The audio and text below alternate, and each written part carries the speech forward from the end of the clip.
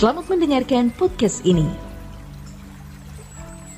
Shalom saudara, kebenaran hari ini berjudul Momentum Tuhan.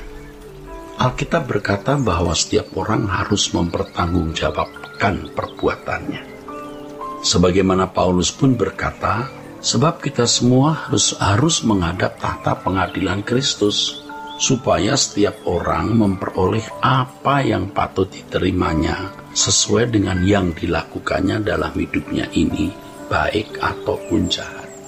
Dalam hal ini jelas bahwa seseorang dapat dituntut bertanggung jawab atas pilihan-pilihan yang diambil semasa hidupnya.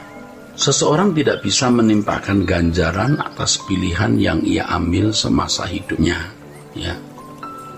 Ya, jadi dalam hal ini jelas bahwa seseorang dapat dituntut bertanggung jawab atas pilihan-pilihan yang diambil semasa hidupnya. Seseorang tidak bisa menimpakan ganjaran atas pilihannya yang ia ambil semasa hidupnya kepada Tuhan. Oleh karenanya sangat aneh atau absurd apabila ada orang berpikir bahwa ketika seseorang bisa berbuat baik dan berkenan, itu karena Tuhan yang membuatnya demikian. Itu kacau itu ya. Seakan-akan Tuhan itu meremut manusia, sehingga manusia bisa menjadi baik dengan sendirinya atau tidak, karena Tuhan yang mengaturnya, sehingga manusia tidak memiliki pilihan. Nah, teologi seperti itu merusak kekristenan, dan hal itu membunuh kehidupan iman banyak orang Kristen, dan contohnya itu di negara-negara barat. Sesungguhnya tidak ada satupun oknum di luar dirinya manusia yang dapat membuatnya menjadi baik ataupun jahat. Manusia diberi kehendak bebas untuk menentukan nasibnya di bumi ini dan di kekekalan. Setiap pilihan individu akan dipertanggungjawabkan di hadapan Tuhan pada hari penghakiman. Dengan mengatakan hal ini bukan berarti Tuhan sama sekali tidak peduli terhadap orang percaya atau Tuhan bersikap acuh terhadap umatnya. Tuhan adalah sosok guru yang senantiasa mendampingi umatnya melalui kehidupan ini untuk sampai di rumah Bapa yang abadi nanti.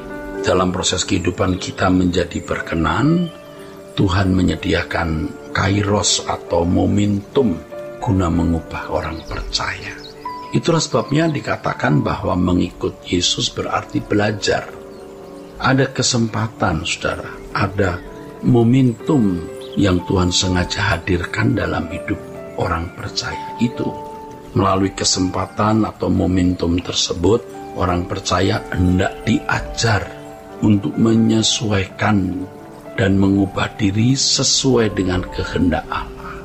Dalam hal ini, orang percaya harus merespon pengalaman atau peristiwa yang Tuhan berikan dengan disiplin.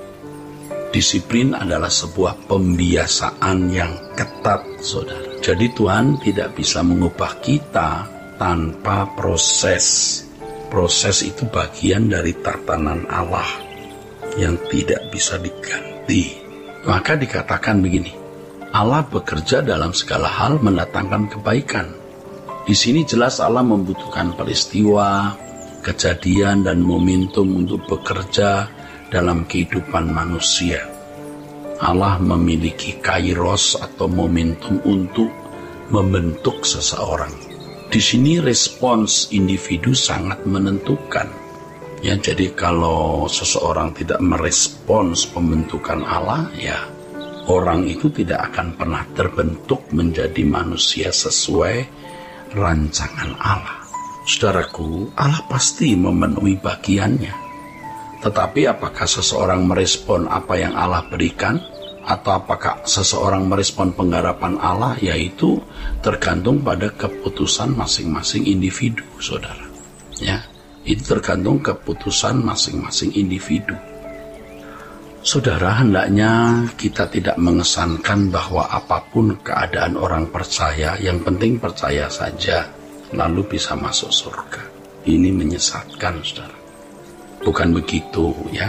Tuhan Yesus mati di kayu salib untuk kita, dan kita sudah dibenarkan secara otomatis. Nah, kepercayaan ini sesungguhnya adalah kepercayaan pada ranah akali yang kelihatannya dogmatis atau teologis, namun menyesatkan. Maksudnya kalau hanya percaya demikian lalu bisa masuk surga, ini menyesatkan. Ajaran seperti ini tidak memiliki implikasi kuat untuk mengubah orang percaya.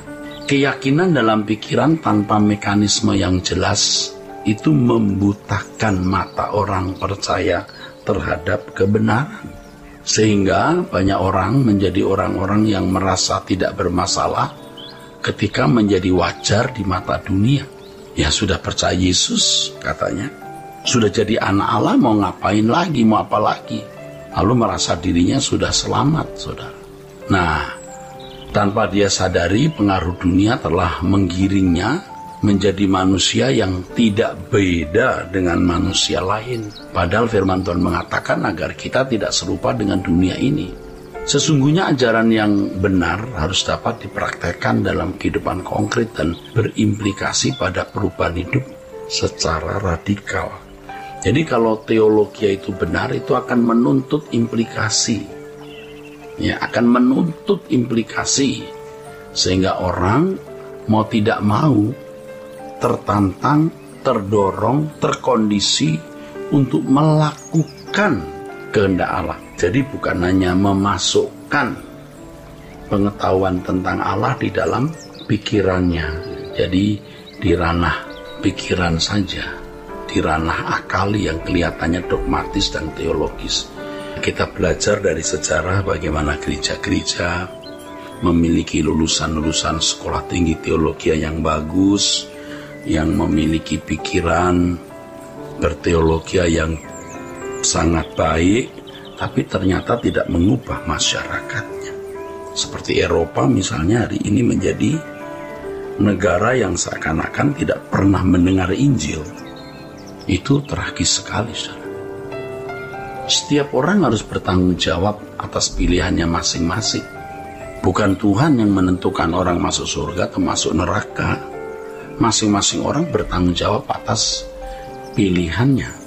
Tuhan memberikan momentum bagi setiap orang percaya sesuai dengan pergumulan dan kebutuhan untuk mengubah orang tersebut. Namun momentum tersebut harus direspon dengan benar oleh orang percaya dengan melakukan apa yang Allah kehendaki. Nah, jika dikaitkan dengan pengampunan, maka setiap kita harus hidup dalam keharmonisan sebagai anak-anak Allah yang telah ditebus. Ya, dosa-dosa kita telah ditebus. Kehadiran orang-orang yang melukai, memfitnah, merusak nama baik kita, atau membunuh karakter kita, itu berkat abadi, saudara. Itu merupakan momentum yang Tuhan izinkan untuk mengubah kita. Tuhan memberikan momentum bagi setiap orang yang mengasihi Dia, dan melalui momentum itu Tuhan mau memproses orang tersebut sesuai dengan pergumulan dan kebutuhan orang tersebut, agar orang percaya itu mengalami perubahan, dan perubahan itu benar-benar akan menyelamatkan dia menjadi manusia ilahi. Kiranya kebenaran hari ini memberkati saudara-saudara sekalian. Sola Gracia.